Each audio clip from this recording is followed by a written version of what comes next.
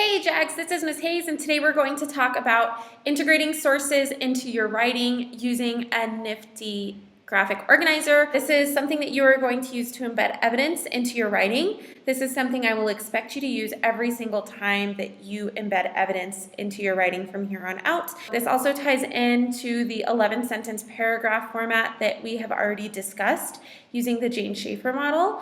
If you are not familiar with the 11-sentence paragraph format, then you can find out more about it at bit.ly/11-sentence paragraph. Before we do anything else, I need you to copy this chart on page 8 of your interactive notebook. All right, so let's look at a few examples of this graphic organizer in action. Our first claim is that Polygamous is brutal because he is lonely and doesn't understand social norms. This is a good claim because it is arguable. We can definitely argue that that is not why he is brutal.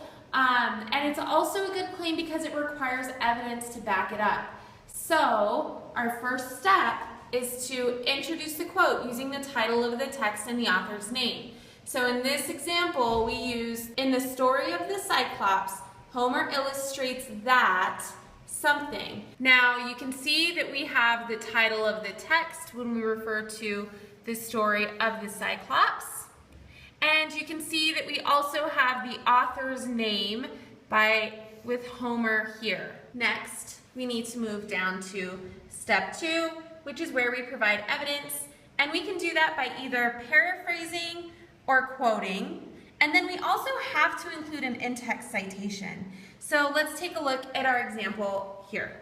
Polygamous sleeps alone in his cave and is remote from all companions.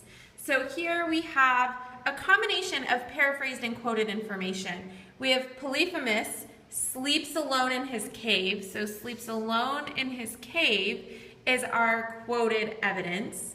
And then we also have a second piece of quoted evidence, which is here, and is remote from all companions. And then of course we have our citation here. Now Polygamous and that is our paraphrased information that we have worked in so that we can embed our evidence. So it reads as a really nice, smooth sentence and not something that's real choppy and doesn't make much sense.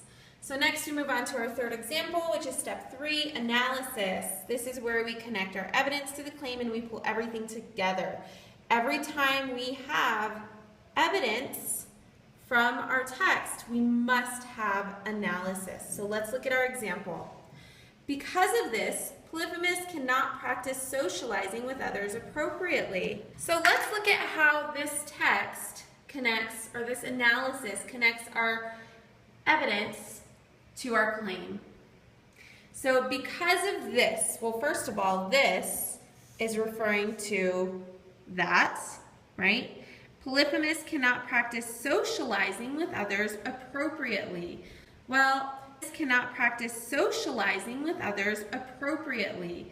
Well, we have to connect.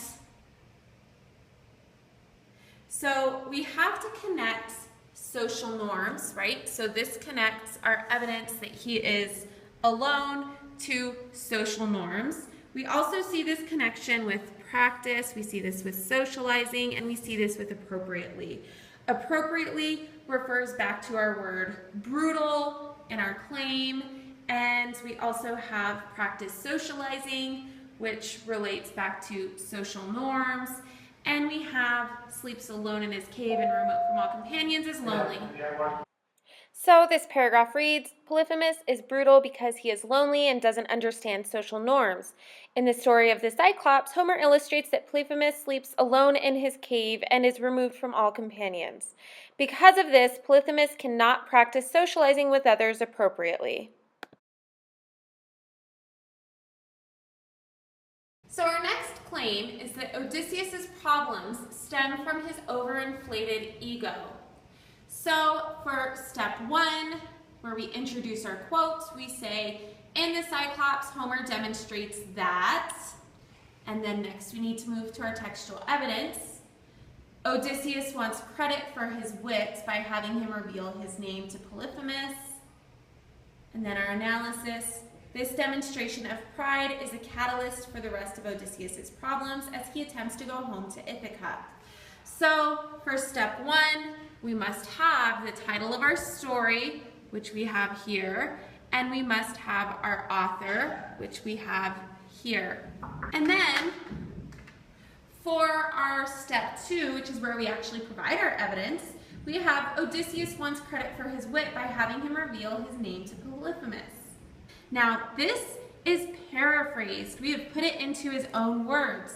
But even though we paraphrased, we still have to have our citation here. So all of this is our textual evidence. And then finally, we have our analysis. And our analysis is this demonstration of pride is a catalyst for the rest of Odysseus's problems as he attempts to go home to Ithaca. Now remember, our claim is that his overinflated problems that Odysseus's problems stem from his overinflated ego. So we have to somehow connect him revealing his name to Polyphemus to the overinflated ego and to his problems. So we do that here by saying this demonstration of pride. So we point out that calling out his name is a demonstration of pride.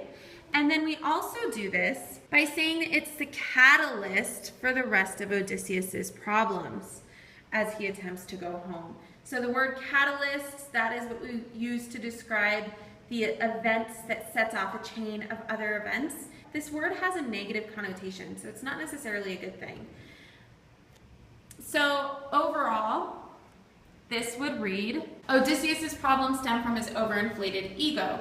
In the Cyclops, Homer demonstrates that Odysseus wants credit for his wit by having him reveal his name to Polyphemus. This demonstration of pride is a catalyst for the rest of Odysseus's problems as he attempts to go home to Ithaca. So in this case, we have a nice strong main idea chunk with our main idea sentence here as our claim, and then our textual evidence here as steps 1 and 2, and our analysis here as step 3. Let's look at one more example. Odysseus' self-centered nature causes his men to die. In the Cyclops, Homer highlights Odysseus' selfish curiosity, stating he wished to see the caveman even though his cautious men wanted to leave. Because of his refusal to respect his crew's wishes to immediately leave the cave, 2 of his men suffered brutal, unnecessary deaths. So again, let's take a look at this.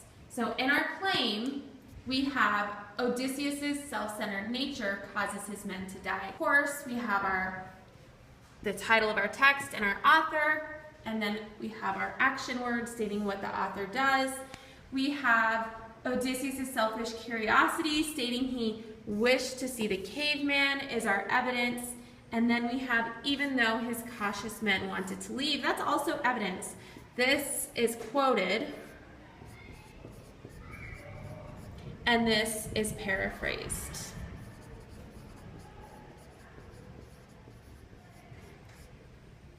And then, of course, we have our citation. Now, with these citations, guys, notice how my line numbers keep changing? That's because these are not page numbers. These are line numbers. The Odyssey is a poem. If we were doing something that's prose, we would do page numbers instead of line numbers. And then for our analysis, we have, because of his refusal to respect his crew's wishes to immediately leave the cave, 2 of his men suffered brutal, unnecessary deaths. So, causes his men to die. We have the brutal, unnecessary deaths. And then our connection, that cause and effect connection. Self-centered nature is the cause, and men dying is the effect. So we see that here as well with because of, right, his refusal to respect his crew's wishes. So that points out, again, how he is self-centered because people who are not self-centered would respect the wishes of others. To immediately leave the cave. 2 of his men suffered brutal, unnecessary deaths. That points out how they died. So when we squish it all together, this paragraph reads, Odysseus' self-centered nature causes his men to die. In the Cyclops, Homer highlights Odysseus' selfish curiosity, stating he wished to see the caveman even though his cautious men wanted to leave. Because of his refusal to respect his crew's wishes to immediately leave the cave, 2 of his men suffered brutal, unnecessary deaths. I do expect you to copy this into page 8 of your interactive notebook. You can see that I have just one example here. I don't care how many examples you have, as long as you have at least one. However, it may be really helpful to have more than one example, right? So you might use all 3 examples from today's video. I hope this has been helpful, and I expect you to use this as you complete your bell ringers every day, or as you do any sort of writing in which you're required to use textual evidence, which with every single piece of writing that you do in an academic capacity, you are expected to use textual evidence. And if you use textual evidence, you're expected to use analysis. And if you have evidence and analysis, you have to use in-text citations. So you might as well make it easy on yourself and set yourself up for success by always using this graphic organizer to organize your thoughts before you plug everything into an actual paragraph. That's all I have for you for today. If you have any questions, you can email me at kelly.hayes@aps.edu. And of course, visit my class website at misshayes.org, and I will see you tomorrow.